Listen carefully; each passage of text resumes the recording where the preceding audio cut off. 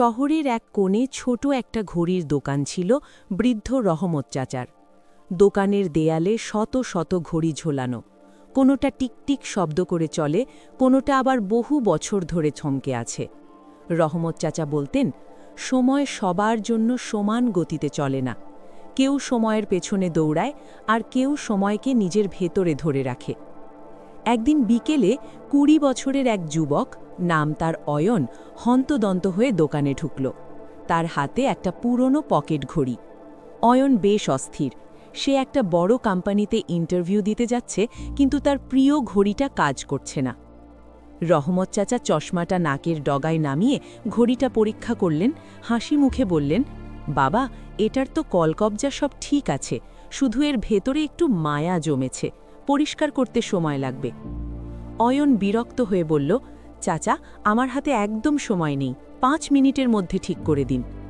বৃদ্ধ শান্ত স্বরে বললেন, তাড়াহুড়ো করলে ঘড়ি চলে ঠিকই, কিন্তু সময় চেনা যায় না। তুমি বরং ওখানে ৫ মিনিট চুপচাপ বসো, দেখবে সময় কেমন অন্যভাবে কথা বলে।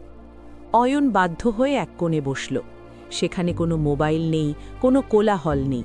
সে লক্ষ্য করল দেয়ালের বড় ঘড়িটার পেন্ডুলাম দুলছে এক অদ্ভুত ছন্দে।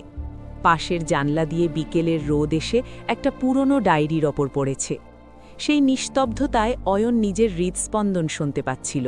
সে ভাবল, শেষ কবে সে এভাবে ৫ মিনিট শান্ত হয়ে বসেছিল। সবসময় তো সে শুধু দৌড়েই চলেছে।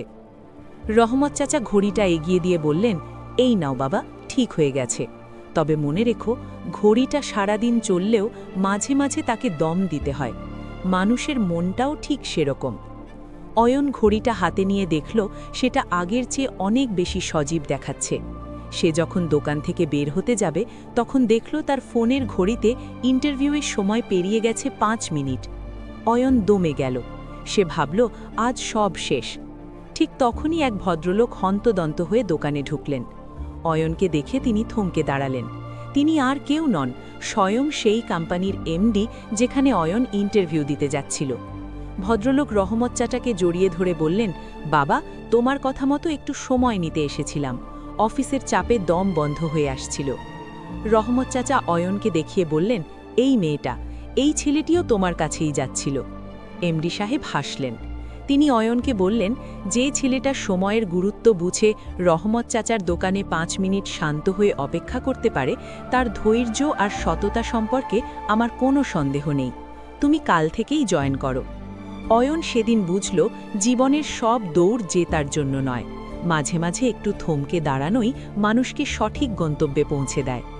গল্পের শিক্ষা, জীবন মানে কেবল দ্রুত এগিয়ে যাওয়া নয়, বরং সঠিক সময় সঠিক জায়গায় শান্ত থাকা।